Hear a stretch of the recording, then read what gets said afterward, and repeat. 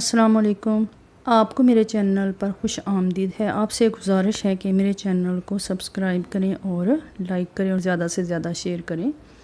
آج میں آپ کے ساتھ یوم جمعہ کے آداب شیئر کرنے جا رہی ہوں کہ جمعہ کے دن کون کون سے آداب کو ملحوظ خاطر رکھنا چاہیے۔ سب سے پہلے جمعہ کے دن صفائی ستھرائی، نہانے دھونے اور آرائش و ذبائش کرنے کا پورا اہتمام کیجیے۔ حضرت عبداللہ بن عمر کہتے ہیں کہ نبی اکرم صلی اللہ علیہ وسلم نے فرمایا، جب کوئی جمعہ کی نماز پڑھنے آئے تو اسے غسل کر کے آنا چاہیے۔ یہ شریف بخاری میں بھی ہے اور مسلم میں بھی۔ حضرت ابو ہریرہ کا بیان ہے کہ نبی کریم صلی اللہ علیہ وسلم نے فرمایا، ہر مسلمان پر خدا کا یہ حق ہے ہر ہفتہ میں غسل کرے، سر اور بدن کو دھوئے۔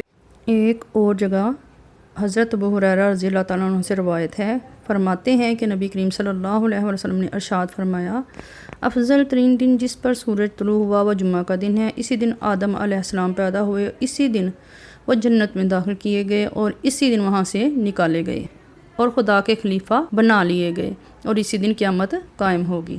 اسی طرح حضرت سعید خدری رضی اللہ تعالیٰ عنہ فرماتے ہیں، نبی اکرم صلی اللہ علیہ وسلم نے فرمایا، 5 عمل ایسے ہیں کہ جو شخص ان کو ایک دن میں کرے گا خدا اس کو جنت والوں میں لکھ دے گا۔ بیمار کی عیادت کرنا، نمبر 2 جنازے میں شریک ہونا، نمبر 3 روزہ رکھنا، نمبر 4 نماز جمعہ پڑھنا، نمبر 5 غلام کو آزاد کرنا۔ سورہ جمعہ کی آیت ہے آیت نمبر 10، اس کا ترجمہ میں آپ کے سامنے بیان کر رہی ہوں۔ مومنو، جب جمعے کے دن نماز کے لیے اذان دے دی جائے تو جلد خدا کے ذکر کی طرف دوڑو اور خرید و فروخت چھوڑ دو۔ اگر تمہاری سمجھ میں آ جائے تو تمہارے حق میں یہی بہتر ہے۔ پھر جب نماز ہو چکے تو زمین میں اپنی اپنی مصروفیتوں کے لیے پھیل جاؤ اور خدا کے فضل میں سے اپنا حصہ ڈھونڈ لینے میں لگ جاؤ اور خدا کو خوب یاد کرو تاکہ تم فلاح پا جاؤ۔ اذان سننے کے بعد مومن کے لیے جائز نہیں کہ وہ کاروبار کرے یا کسی دنیاوی مشغولیات میں پھنسا رہے، خدا سے غافل و دنیا دار بن جائے۔ مومن کی بھلائی کا راز یہ ہے کہ وہ دنیا میں خدا کا بندہ اور غلام بن کر رہے۔ جب بھی خدا کی طرف سے پکارا جائے تو وہ ایک وفادار اور اطاعت شعار غلام کی طرح اپنی ساری دلچسپیوں سے منہ موڑ کر اور سارے